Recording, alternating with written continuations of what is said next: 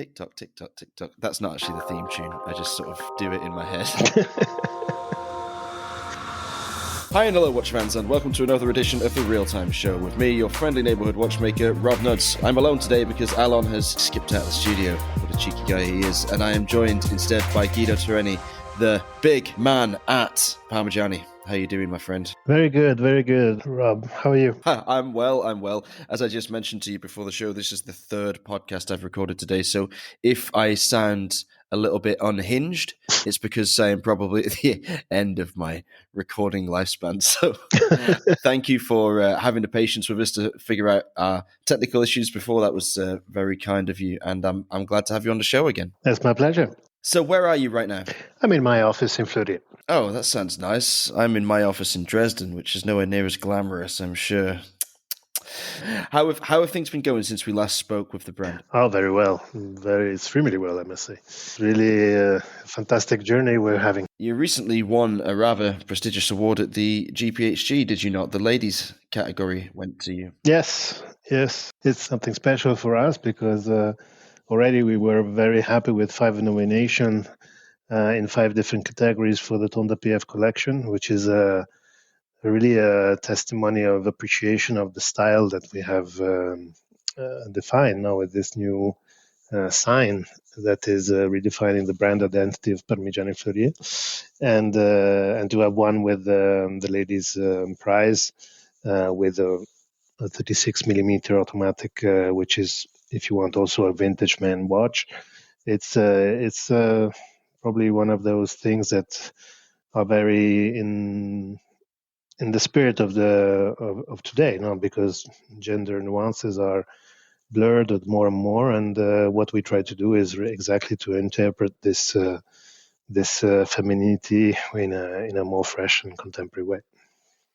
I was really pleased to see it win because it was my pre-announcement pick for the ladies category, so I was thrilled. In fact, it was the subject of our first 3 episodes, our first 3 interactive episodes on the Real Time Show, the GPHG Awards, that is. And Parmigiani popped up time and time again, like you said, 5 nominations. Yeah. That must be a brilliant welcome validation for this slightly tweaked direction that the brand has gone in. So for any of our listeners that don't know who you are, could you give us a bit of background to your career, your life, what led you to this point, and how long you've been with Parmigiani? Well, I'm Guido Terreni. I'm born in Milano in the last century, and I've joined the watch industry in the year 2000. So it's 22 years now, almost 23. I'm quite monogamous because I spent 20 years with one brand, Bvlgari, the last 10 of which leading the watchmaking division. And since 2021, I'm heading Parmigiani Fleurier. So you've been responsible for overseeing this transformation of the brand, because this fluted bezel that we see here and this very homogenized look to the Tonda collection is something quite new, really. How did that come about?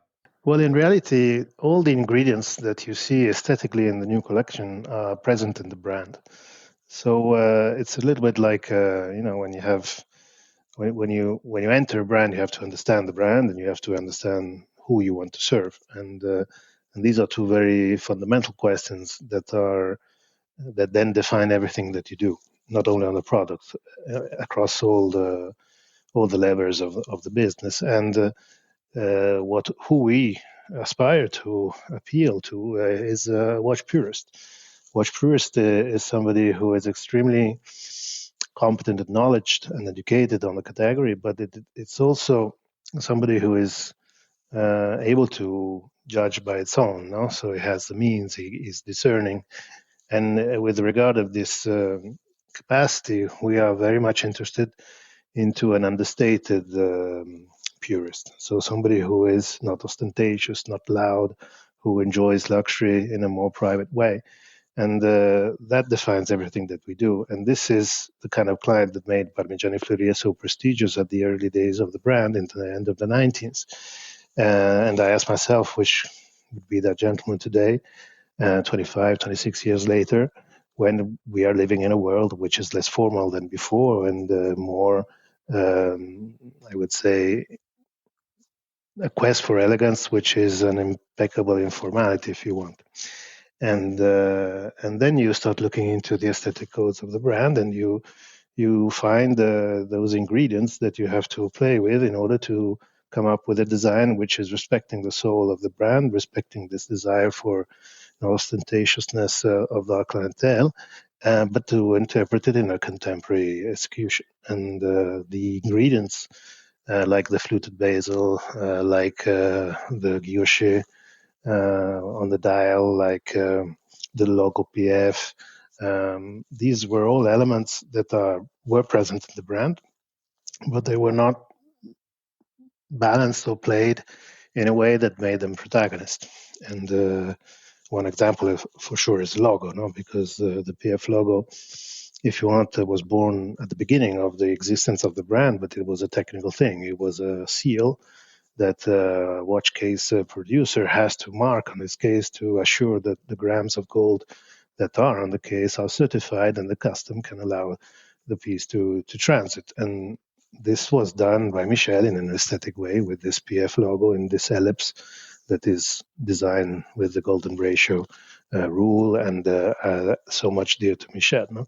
By placing it at 12 o'clock and by taking out the logo of Parmigiani Fleurier in writing, you're already doing a statement. You're doing a statement of subtleness, of discretion, of elegance, because the logo written is not for the owner. The logo written is for an advertising, is for the others. No, you know what you bought.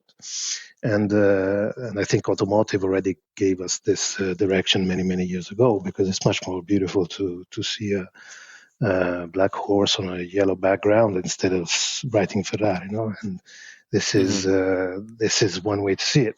And then you have to understand the others ingredients, which were they, like the guilloche is a technique which is very dear to Michel, but in its execution in the past in the brand, it was very linked to the mood of the guilloche, which is quite classic, no, very old fashioned, if you want. It's an aesthetic rooted in the 19th century, if you want. And how can you make this beautiful technique become something fresh and something appealing for a customer of today?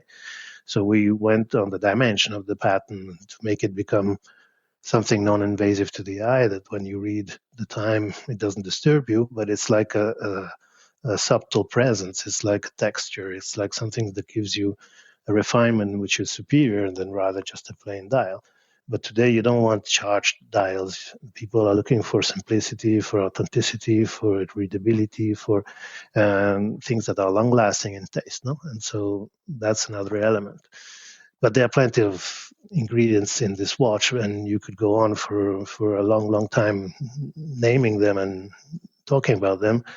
But the thing is that they all are balanced together in order to make you discover this balance in wearing the watch.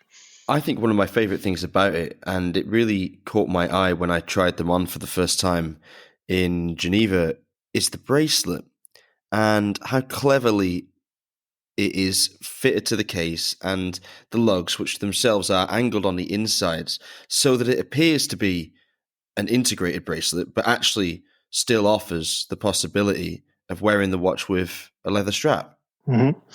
It is, and the bracelet is part of a research for the pleasure of wearing the watch. I mean, when the watch has to interact with your body because you wear a watch, and a bracelet is one of the most important things for the comfort. The case, for sure, is the way you design a case is extremely important. And the weight, where it stays, how it fits the wrist, they're all ergonomics that are in the design of a watch that has to be extremely well designed and well balanced. If you look at the Tonda PF, the whole collection, even the Micro Rotor, which is extremely thin, the back case has an invitation that lowers the glass of the towards the skin, no? Because it's basically the glass that carries the weight of the watch on your wrist. If you're not doing this astuce, this escamotage, how you say in English, this device, this way of designing, you would have probably your lugs that are touching your skin in a more important way, and the watch have would be resting on your wrist in a way which is discomfortable. And then if you attach the bracelet has to be flexible. Why am I so obsessed with flexible bracelets? Because when you have a semi-rigid bracelet, the maximum arch that the bracelet can do, has a certain radius. And that radius has been designed by a designer, taking a statistic of wrist and taking which is the shape that fits better. But it's not your wrist, it's not my wrist, it's an average wrist. And when you're wearing the watch, there is a moment in which you need to go beyond that curve. That's why sometimes semi-rigid bracelets create distance between the bracelet and your wrist in certain moments. And the total flexible bracelet does not allow this, because basically it adapts to your skin like a tailor-made suit or to your body. So it's part of the comfort. And when you do not feel your watch when you're carrying your watch or wearing your watch, that is an element that testifies that the watch has been designed in an ergonomic way and very well done. And that I can say for the whole collection of the Tonda PF, it's extremely comfortable to carry. So which is your favorite in the Tonda PF line, and do you wear one yourself? I wear the micro rotor in steel, which is the father of the older collection. Everything starts from that one because it's the most pure and it's most simple. And it's an apparent simplicity because this minimal look that it has seems so simple, but in reality, if you go and look at the finishings and the details of each component, you understand how much refinement goes into every making of every component. And then I'm very attached to the first world premiere that we unveiled this year, which is the Tonda GMT rattrapante, which is a completely new way of looking at the GMT. That is something quite special, and I think probably my favorite watch in the whole Parmigiani catalogue. Although if I were to buy one myself, which I have considered many times actually, and imagine that I will at one point, there's a lot of watches to get through. What can I say? I haven't quite made it yet, but I'm really taken by the Tonda PF 36mm silver sand, which is, I guess it's technically listed as a ladies model on the website, but for me, with 16.5cm wrists and a fondness for smaller watches, and also no dates, I prefer watches without dates. So this is maybe the perfect model for me. I'll keep that one on my radar. But do you have a fondness yourself for high complications in watchmaking, or are you more concerned with refining the base mechanics? What I like to do in watchmaking is do things that are relevant. I'm not interested in one unique piece to make a shock for one client. Okay, this we can do because it's you can do it with métier d'art, and this can be something artistic and exceptional. But what is interesting to me is really to design something and to manufacture something that several people can wear and that can see it as interesting. That's why the GMT rattrapante for me is a great creativity, because through the technique and through the way you display the GMT function and the way you use it when you come home, the purity of it, the full way that it's hidden when you don't use it and it's there only when you use it.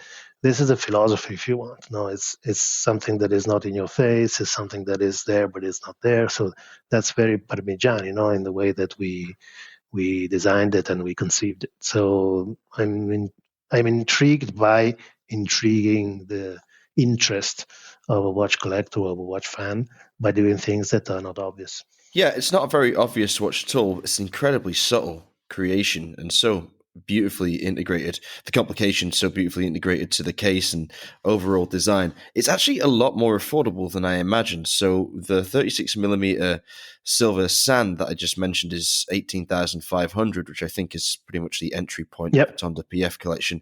But this rattrapante GMT is only 26,000 francs. Is that right?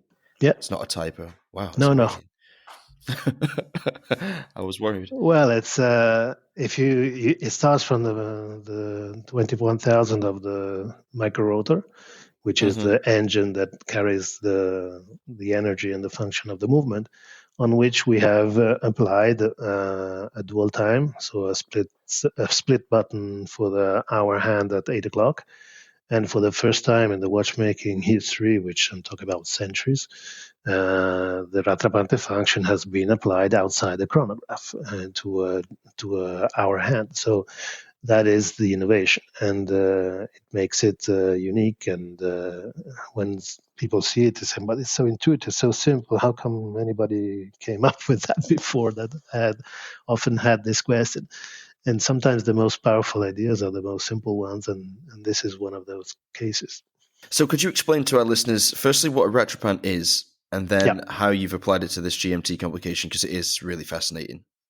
So the rattrapante is a function that has been translated, in my opinion, wrongly in English, and it exists up to this watch only on a chronograph. So it's what English people call a split second function. Okay, Mm-hmm. on a chronograph you have two overlapping chronograph hands that are starting together. So you can measure two events that start at the same time. And when you stop one of the two hands, you're putting the accent on the split function. So the English translation sets the accent on stopping the interlap or the intermediate time or the first event time, and while the second hand of the chronograph continues to move. And then if you want once you've read the time of the first event and you want that hand to catch up with the other running hand of the chronograph, you repress the button and you have the hand that catches up with the other second hand. In French, to catch up means you say rattraper. So the term rattrapante is putting the accent on the split second chronograph, not on the moment of the splitting of those two hands, but on the moment of the reunion of those two hands. But it's the same function. So we should really call it a catch-up chronograph. Exactly. If you translate literally from French, you should say catch-up chronograph. It's actually kind of cute, you know. Somebody should probably just use that as one of their model names, you know, because Exactly. nobody's done it before. Well, it's literal translation, but certain words, in my opinion, shouldn't be translated. It's like tourbillon. Why don't you call revolving a tourbillon in English? I mean, that's the meaning of tourbillon in French, no? And but you don't do it because the French is universal in that function. Yeah, well, I agree in this case as well. Yeah. So rattrapante, in my opinion, should have been translated. In fact, in Italian, it's called rattrapante without the accent. In French, as you read it, you say it, and it's a French word applied to an Italian function. And so, why is it innovative? Because instead of applying it to a second of a chrono, you're applying it to GMT dual time. So basically, the home time that you have hidden underneath remains at the time of your home. And when you're traveling through the split push button at 8 o'clock, you move 1 hour each push button. Each time you press the push button, you move it 1 hour in advance. And when you come back home, you press the monopoussoir in the crown, which is the rattrapante function that reunites and overlaps again the two hands wherever your home time is at the moment. And it does it in a blink of an eye. So the home time hand is the one in rose gold, right? And that's linked to the rose gold pusher, mono pusher on the crown. Allora, everything that is in gold, pink or gold, is related to home because home is the most precious thing that we have, so we did it gold.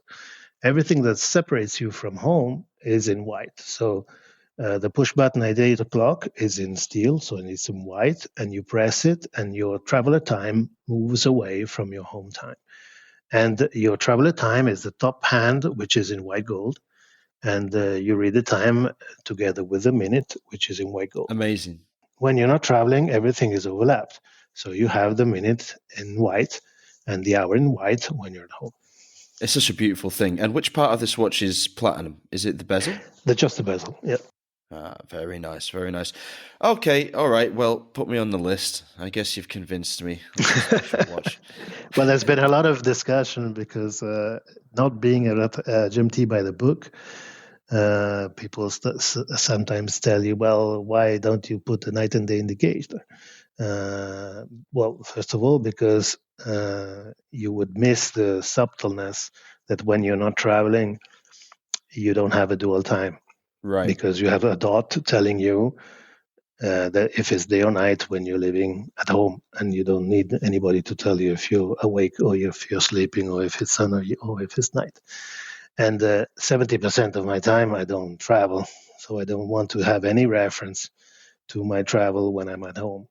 And when I'm traveling, I just want to know where my home time is, and I don't need the descriptive information if it's night or day, because I know if I left west or east where my family is. It's more than enough. And the discretion of the function and the aesthetic of the purity of the aesthetic, we have taken out everything, even the date, because if I'm traveling to New York from Switzerland, I don't want the date to change at 6:00. So let's take out the date. Yeah, I think it's a really pure execution of this novel concept. So nicely done, and exactly well exercised restraint in the design process, I would say. So, in fact, restraint is maybe the word that could be applied to the entire catalogue at the moment. And what you've managed to do, cleaning everything up and creating a very consistent visual language, is quite remarkable and a great achievement. Do you plan on adding anything more to the collection in the near future? Have we got new model lines coming up, or maybe refinements on existing models to look forward to? Well, of course, the collection has only 12 months, basically, so it seems much more, but it's very fresh. And we did already the micro rotor in steel, in gold, and in alligator gold. So already 3 reference. Then you have the chronograph, 5 hertz, integrated corner wheel. You have a nano calendar. You have a skeleton. You have the GMT rattrapante. You have a tourbillon. So we have even the chronograph split-second manual with a gold movement, which is fantastic. That was last year limited edition. So we have several movements we can play with. But for sure, this philosophy of a function which is hidden and comes to life when it's needed is something that is very intriguing, that will for sure give us other surprises in the future. Very diplomatically put. Quite impressed by that. Okay, so obviously, well, I say obviously, but to me it seems clear that Parmigiani has reacted to the market trend towards more timeless watches or classically styled watches, less in-your-face, short-term headline-grabbing pieces, and more good quality, back to basics, but focus on the refinement watchmaking. Do you think that trend will continue for another couple of years, or do you anticipate that we could be heading back down a ultra complicated, rather bombastic route in the near future? On Parmigiani, discretion and that understatement are part of the brand, and they go back to Michel himself. So the brand is founded on Michel's personality, which couples huge historical knowledge of watchmaking as being him, a living legend of restoration. So when you're a restorer, you master the history of watchmaking. And it's not only the craft of today, but the craft of all the different ages, all the different components, the different brands, the different creators. So you have to really know everything and master everything. But the crazy thing is that this skill, which is black belt of watchmaking, that's what he has, is coupled with the fact that his work has to disappear because you're working on somebody else's work when you're restoring. So it is coupled with the absence of ego. It's that's where understatement comes from. Therefore, these rich finishings that you see not in your face because it's understated are coupled with this non-ostentatious mood. This is the root of the brand, and this has to be always present. That doesn't mean that you cannot do complications or can do, but when you do complications, you should always have this in mind. So you will never see pyrotech exercises or things that are overdone, overcomplicated in a complication from Parmigiani, even in the future. But that doesn't mean that we cannot attack extraordinary high-end pieces. Is it that kind of humility that attracted you to the brand in the first place? I mean, why did you leave Bvlgari after 20 years? Well, first of all, I was looking for a brand with a watchmaking culture in terms of DNA, because Bvlgari is a beautiful brand. I love it. I've spent 20 years of my career, and I think I contributed a lot to what watchmaking is today for that brand. And but I felt I had done everything that I could. It was more of a transversal activity that needed to be done with sales, with communication, but this was less in my hands, being a matrix organization. So I was looking for a project that you could lead at 360 degrees. The dimension of the project was less important than the deepness of the project, and here you find all the deepness that you want, because the prestige of the brand is at the highest, and the craft that we have, especially with the foundation, the pole of the horlogerie of the foundation that owns the brand is incredible, because through Vaucher for the movements, Lab Cadrance for the dials and cases, even the assortments, the spirals, the wheels, with Atocalpa and Elwin, we have a level of integration which is absurd. It's really extraordinary, and the mastering of the craft is part of the authenticity of your proposal. So when people say in house and they are just assemblers, it's a bit stretched, the word in house. No, here we master everything really in the métier. Has that kind of all-in approach of Michel and the team kind of ruined other watch brands for you? I mean, do you collect other brands at all, or is everything just second best to Parmigiani in your opinion? No, it's difficult to collect as I am as a person. If I buy something, I need to wear it, and working for a brand is very difficult to wear other brands. And having been basically 20 years with Bvlgari and these two with Parmigiani, I don't wear anything else than the brand I work for. So even though I have a lot of appreciation for other watches that are from the competition, because of course, who is lover of a watch lover can appreciate for sure also the craft in other brands. But I would not invest not being able to wear it. When I retire, maybe I will start building a more diverse collection. Until then, well, I hope that doesn't happen for many years yet. Obviously, I hope so too. But let's imagine that you were 40 years older than you are right now, and you are heading towards retirement. What would you buy? What would you look at? What kind of things attract you following so much experience in the industry? Oh, I love watches that have a personality which is authentic and unique. I'm very interested in today's world of independence, because it's a moment of extreme fertility for the category. And it's a sort of counter trend of the homologation that you see going on, where a lot of people are converging on fewer brands and fewer models. It's a bit what happened in the car industry probably across the 50s to the 70s, now, where brands started disappearing, and you had a more, how do you say, a convergement of trends towards the usual suspects. No? And this gives you a counter trend of people who are willing to set themselves apart from this trend, and they are looking for personal executions of high horology or personal choices of their own style. And the beauty of this is that you can have your own style and be completely different, and be interesting in different ways, because you can be very classic, like a Laurent Ferrier, which is doing beautiful things, in my opinion. Or you can be extremely futuristic, like an Uhrwerk, a totally different animal, but with the same authenticity, if you want. So that's the beauty of independence, because they dare, no, they dare to do things that are not by the book, and that's the beauty of that. And so there are plenty of realities that for one reason or another have a lot of value. Ferdinand Berthoud, for me, is doing fantastic things too. Do you think that the pandemic had more of an equalizing effect on the industry maybe than anything that had gone before it, and it allowed the independents to really come to the fore and to match their, shall we say, more financially equipped super group competitors in a way that they hadn't been able to previously? I think the pandemic has been an accelerator of a trend that was already there before.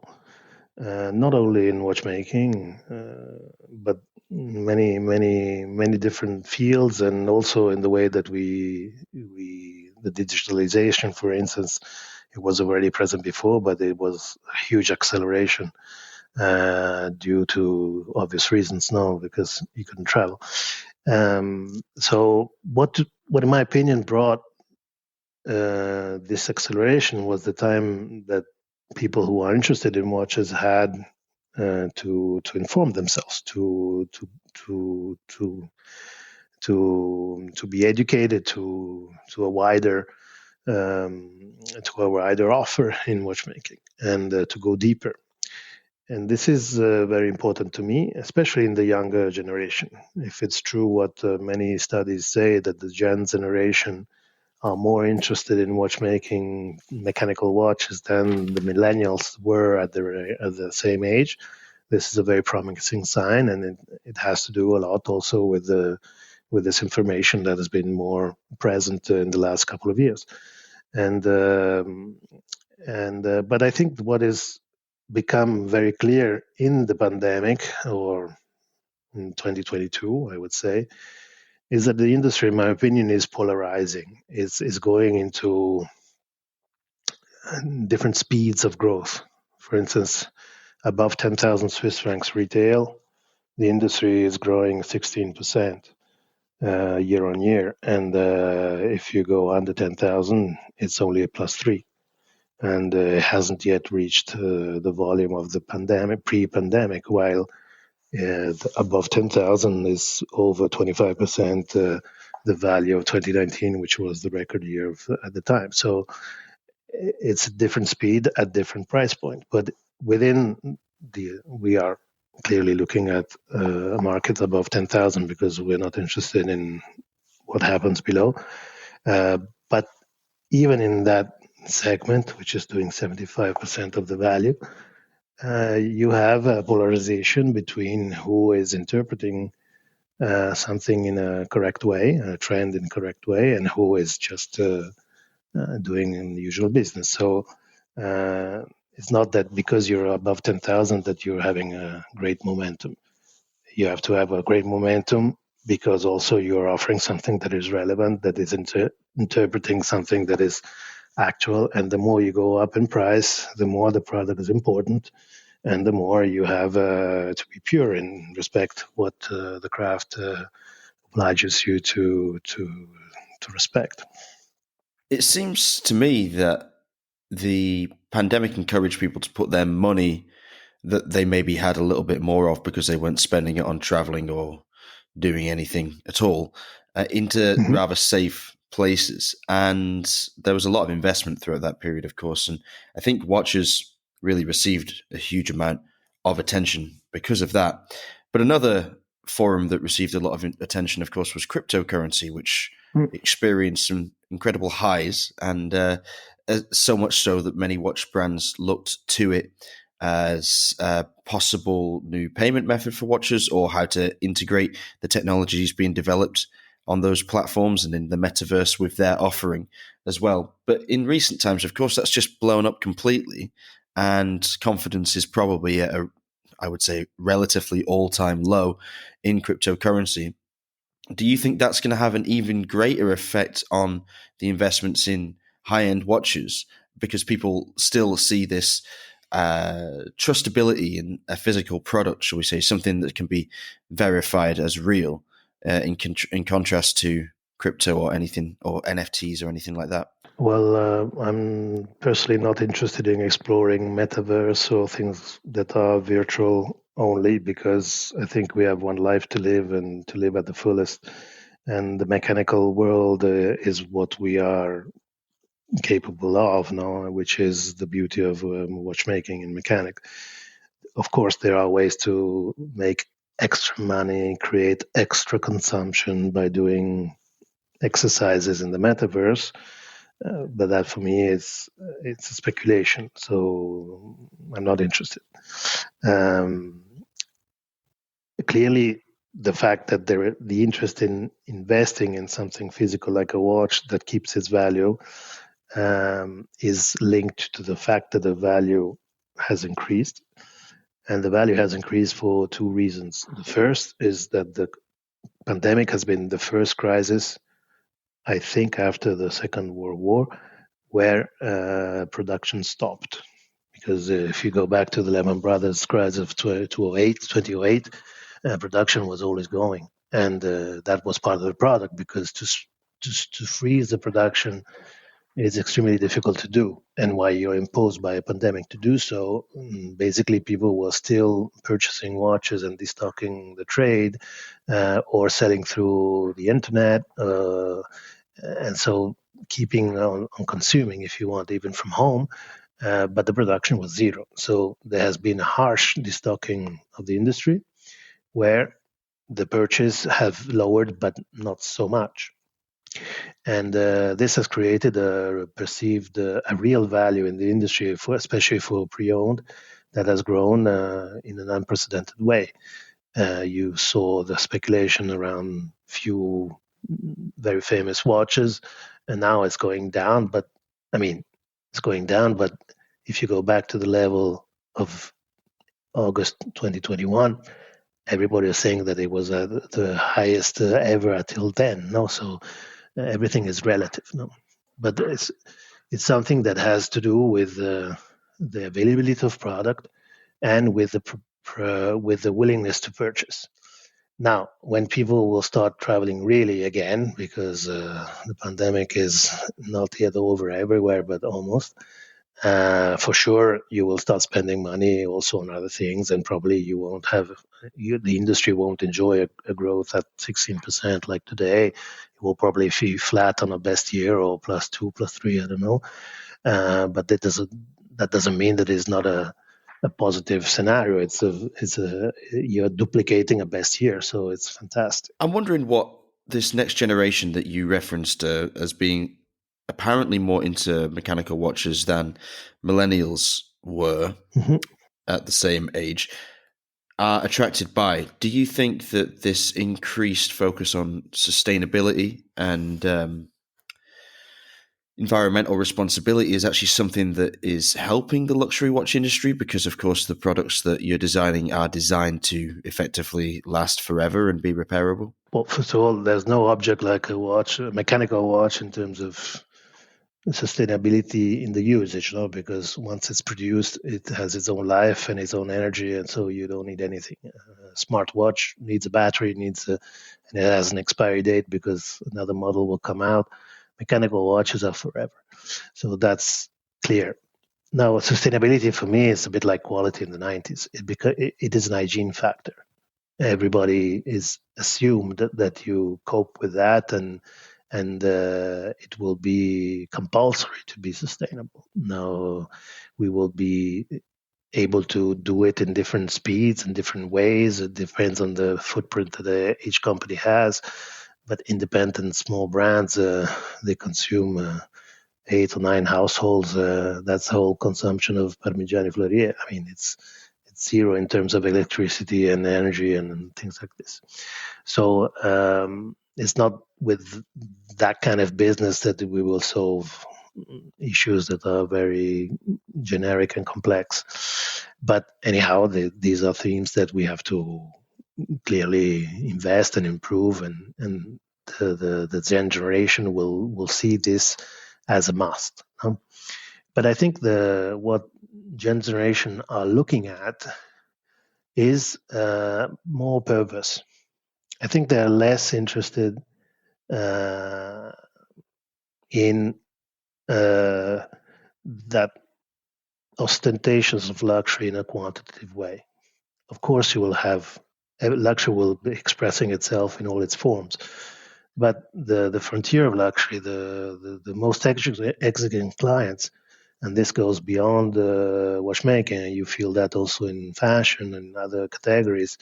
There is a quest for probably purchasing less frequently, but more deeply and more with things that are more long lasting in the appeal. No, and this is something that goes back to values that are more solid, if you want, because what the pandemic has brought us is this feeling of uncertainty, this feeling that you're enjoying your life, but you never know what comes next, can change overnight. And so what you want to live it in a more thoughtful way. Am I right in thinking that you're only available in retailers, not online?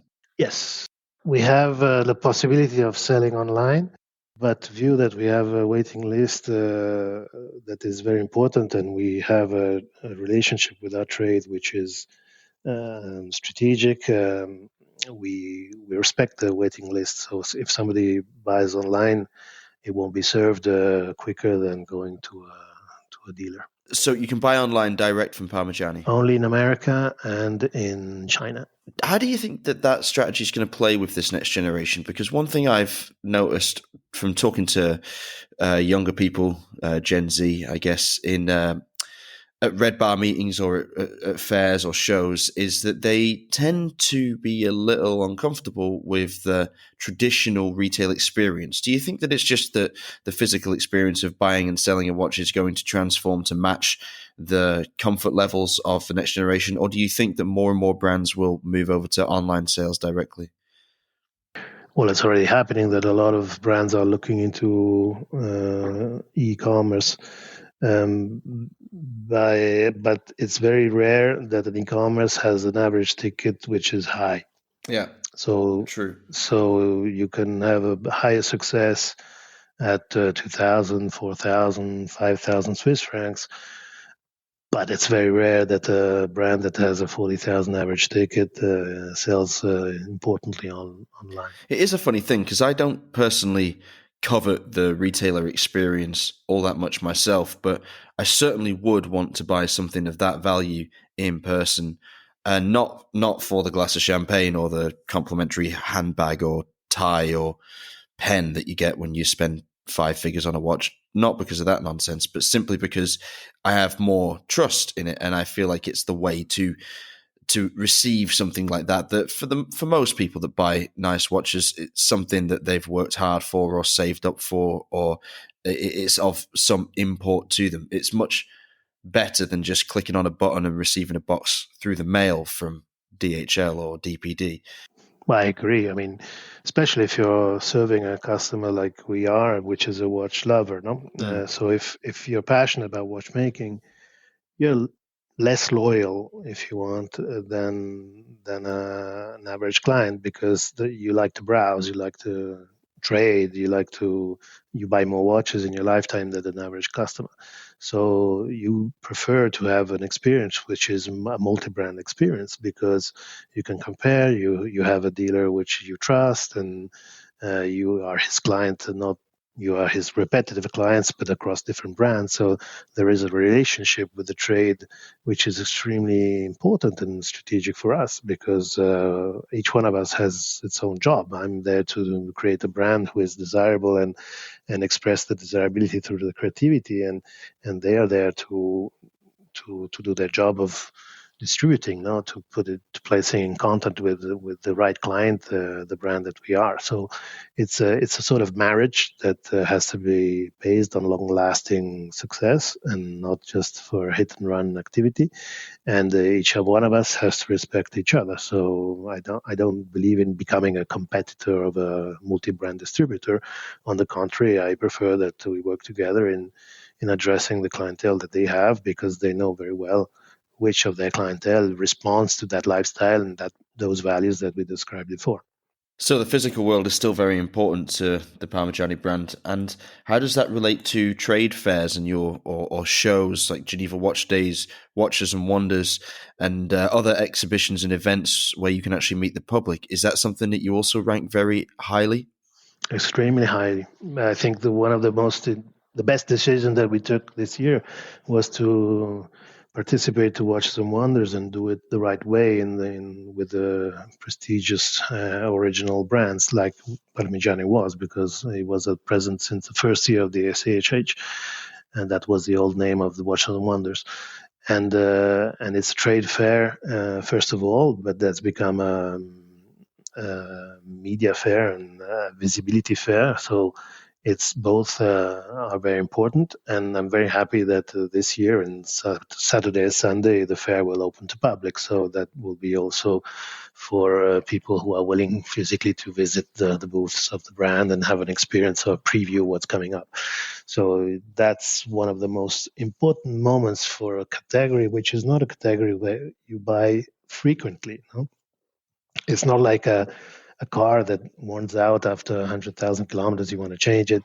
So at 3-4 years, you change the car because you want to refresh its reliability and change model. A watch has a much longer life than such an item, no? And so you probably buy 4 or 5 watches that are luxury watches in a lifetime. It can be one every 10 years. So when you have this kind of public, and I'm not talking about collectors who buy probably once a month, but the majority of the business is done by people who are buying less frequently. You need a moment in the industry where everybody's connecting for 1 week on the frequency of radio watches. And that's the role of an institutional fair like Watches and Wonders.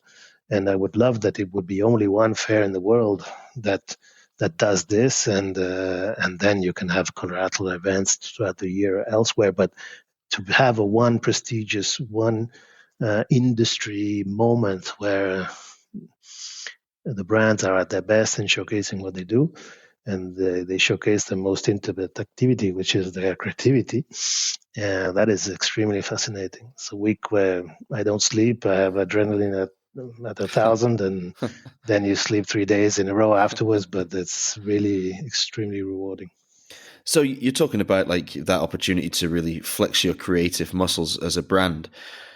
How do you feel most comfortable doing that? Do you often pioneer slightly, shall we say, not risky, but ambitious designs as limited editions first, or try and buddy up with a partner to release something that might be pushing the boundaries a little bit, or what do you do? Do you space it out over the years and just take calculated risks on your own?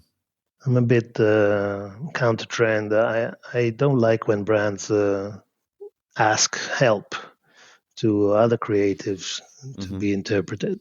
When I have a designer who is external to the brand that expresses the brand, I think you're doing more a favor to the designer than to the brand itself.